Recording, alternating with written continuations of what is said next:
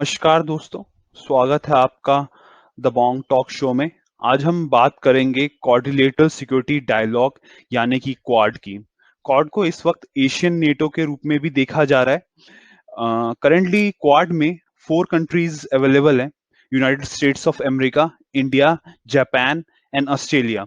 United states के इस वक्त प्रेसिडेंट है जो बिडेन, इंडिया के प्राइम मिनिस्टर है नरेंद्र मोदी, जापान के प्राइम मिनिस्टर हैं योशीहाइड सुगा और ऑस्ट्रेलिया के इस वक्त प्राइम मिनिस्टर हैं स्कॉट मॉरिसन।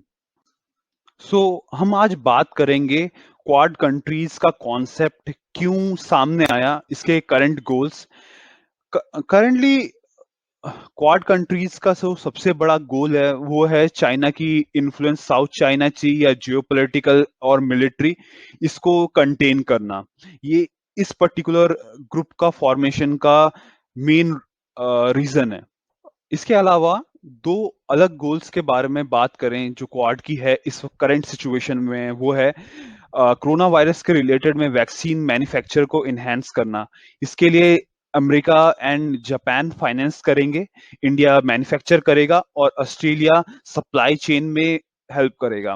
और इसके अलावा एक alternate supply chain model provide करना जिसके जिसमें वर्ल्ड चाइना के ऊपर निर्भर ना हो।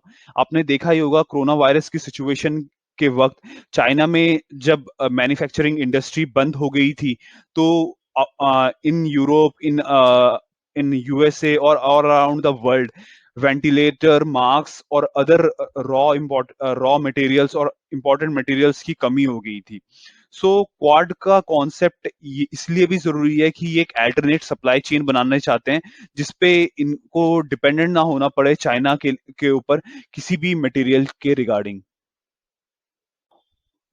क्वाड ऑफिशियली 2007 में फॉर्मेशन हुआ था, बट अनऑफिशियली ये उस वक्त फॉर्मेशन हुआ था जब 2004 में सुनामी आई थी।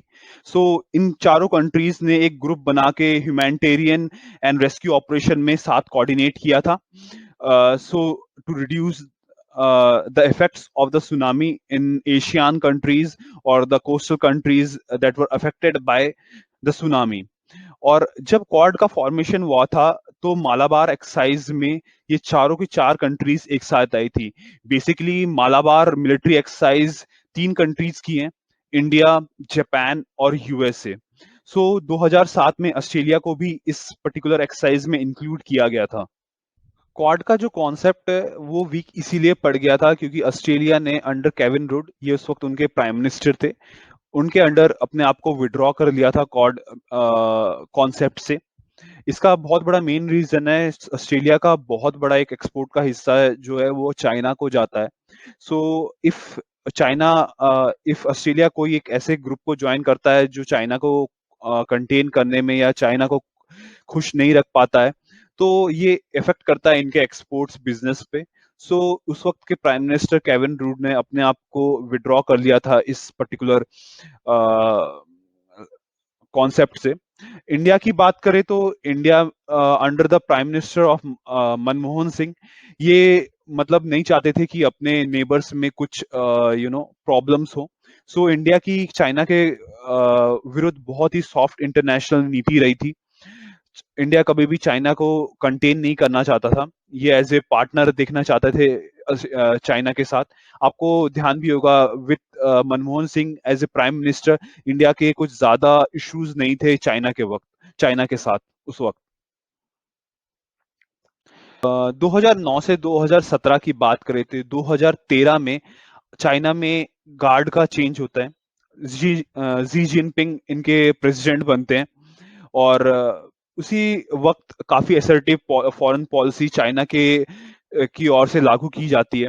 काफी मैरीटाइम क्लेम्स किए जाते हैं जो इससे पहले कभी नहीं क्लेम किए गए। इनके इश्यूज होते हैं आसियान नेशन के साथ regarding dispute with South and East China China Sea. इसके अलावा भी फॉरेन पॉलिसीज में भी काफी चेंज होता है चाइना की ओर से। और इसी वक्त क्वाड जो नेशन है वो एज ए ट्राइलेटरल और बायलेटरल मिलिट्री एक्सरसाइज कर ही रहे थे। जैसे इंडिया, जापान और यूएसए मालाबार एक्सरसाइजेस में थे, वैसे ही यूएसए एंड जापान का टाई अप था। और ऑस्ट्रेलिया और जापान भी मिलिट्री एक्सरसाइजेस में साथ बाय साथ थे।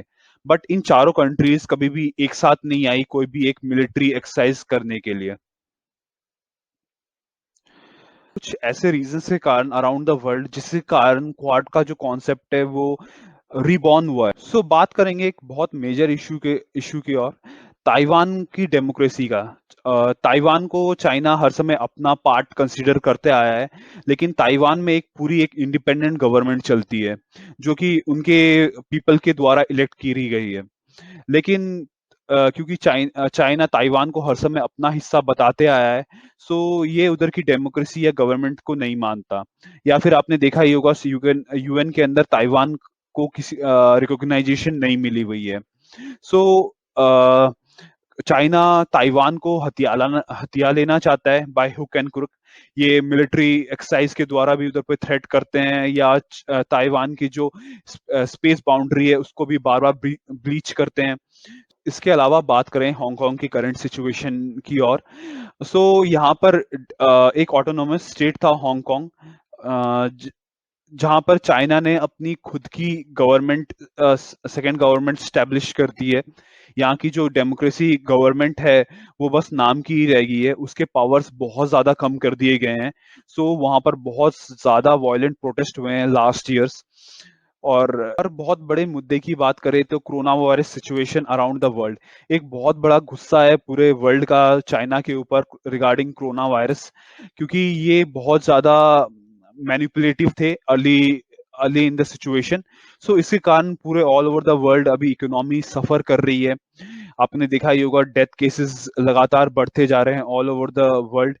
इसके अलावा बात करें तो ह्यूमन राइट वायलेशन जो जिंगजियांग प्रोविंस में चाइना ने किया उइघुर मुस्लिम्स के ऊपर, और चाइना की असर्टिवनेस साउथ चाइना सी में, मतलब बहुत सारे कंट्रीज क्लेम करते हैं एक पर्टिकुलर एरिया जो चाइना अपना बता रहा है। सो इन एशियन नेशंस के पास या जो नेशन है अराउंड चाइना, इनके पास इतनी स्ट्रांग मिलिट्री या नेवल पावर नहीं है कि ये चाइना से लड़ पाए। सो चाइना एक टाइप से बुली करता है इन नेशंस को। आपके सामने एक मैप में प्रेजेंट कर रहा हूँ, ये आपको दिखेगा कि जो चाइना का जो क्लेम है जो अराउंड द सी वो क्या है, जो रेड लाइन के ऊपर से दिखा रहा है, और इनके जो क्लेम्स हैं वो किस किस नेशंस के साथ कॉन्ट्रडिक्ट कर रहे हैं, जैसे मलेशिया हो गया, वियतनाम हो गया, या ताइवान हो गया। सो इन पर्टिकुलर नेशंस को चाइना की इस पर्टिकुलर क्लेम से बहुत ज्यादा इश्यूज हो रहे हैं सिक्योरिटी वाइज। सो अब हम देखते हैं जो चाइना के इश्यूज हैं विद क्वाड मेंबर्स। एक बहुत बड़ा रीजन है यूएसए का क्वाड में इन्वॉल्व होने का, कि चाइना यूएसए को as a super power threat करता है। चाइना की जो पावर है इन रिसेंट लास्ट 2 डिकेड्स बहुत ज्यादा इंक्रीज हो गई है, और इसके अलावा वो ट्रेड इम्बैलेंस इन दोनों कंट्रीज के बीच में बहुत ज्यादा गैप है। अपार्ट फ्रॉम दैट आपने देखा ही होगा कि जब प्रेसिडेंट डोनाल्ड ट्रंप थे उनकी सरकार सेकेंड टर्म में नहीं आ पाई, इसका बहुत बड़ा रीजन चाइना था।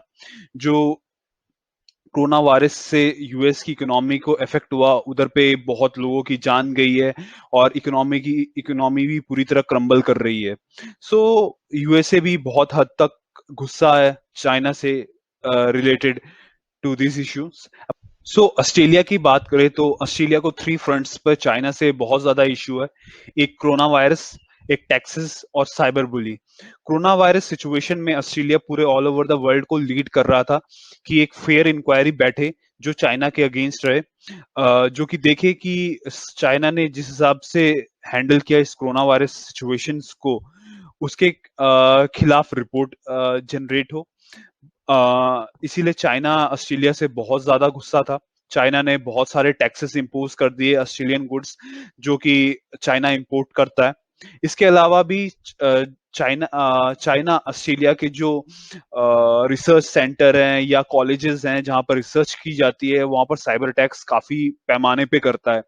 तो सो ऑस्ट्रेलियन गवर्नमेंट को एक बहुत बड़ा इश्यू रहा है चाइनीज गवर्नमेंट से रिगार्डिंग साइबर बुलिंग। इंडिया की बात करें तो इंडिया को चाइना से जियो पॉलिटिक्स में काफी ज्यादा इशू रहे हैं। कभी भी चाइना इंडिया को यूएन परमानेंट सिक्योरिटी काउंसिल का मेंबर नहीं बनने दिया। Apart from the recently Galwan में जो हुआ वो आप सबके सामने ही है।